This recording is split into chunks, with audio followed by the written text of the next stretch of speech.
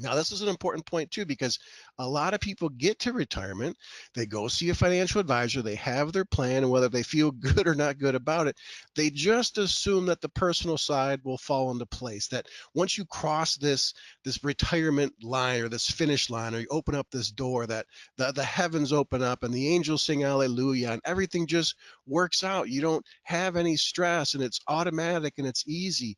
But the real reality of it is that's not how it works. That's how no phase of life work. That's not how your marriage works. That's not how having children work. That's not how switching careers works. And so we really got to get away from that mindset that this is all just going to work out, because people often waste the first and some of the best years trying to figure it out. And so that's really what this workshop is about, is to really kind of highlight some of these things and put you on a path to really improve your transition.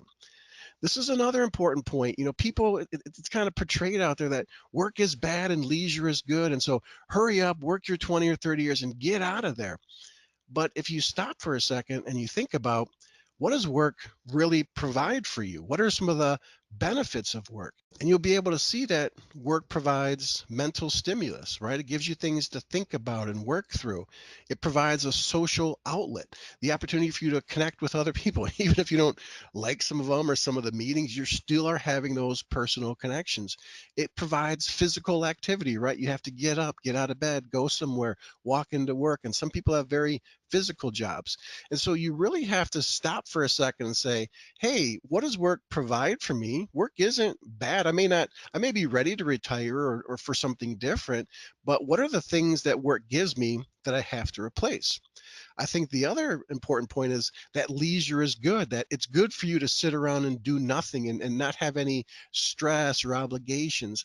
That's not necessarily the case. And it ties into this next point of more time means less stress. That's not the case. What most people don't realize is retirement magnifies what you already are. And so again, there's no magical fairy dust or no extra motivation when you get there. It's not like, hey, I'm retirement, now I'm going to change my whole life and everything's going to be for the better.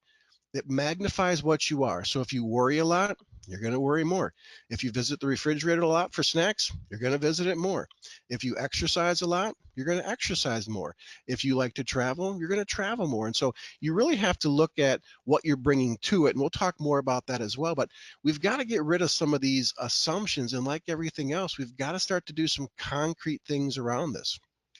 This is one of my favorite ones too, that couples like and know each other. It's interesting because most couples aren't on the same page. They're not even on the same book, because no one has really taken them through the process.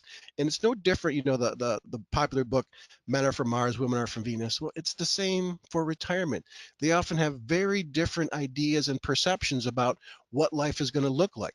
Are you going to have lunch together every day? Are your roles going to change? Are you going to visit family more?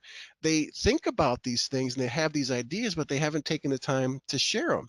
And oftentimes you have to share them with a third party because there's some disagreements and it's not a one-time conversation. And so it really is a process that people have to look at and engage in and say, wait a minute, retirement's just not about money. It's about these other pieces too, and we have to do some work around it.